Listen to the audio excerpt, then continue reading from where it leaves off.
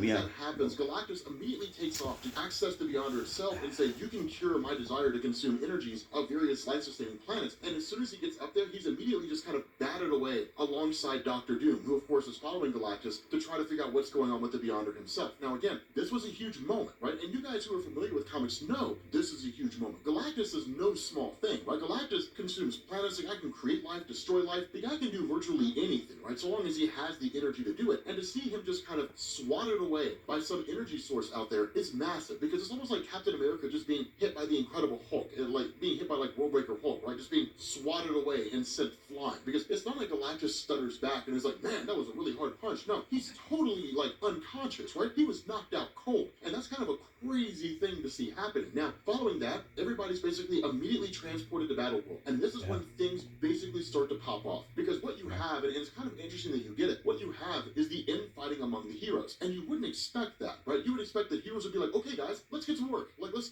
do what heroes do the hero thing. But right off the bat, they're just like, why is Magneto here? Because he's a dick. And he's a bad guy. Like, that's the immediate response of all the heroes.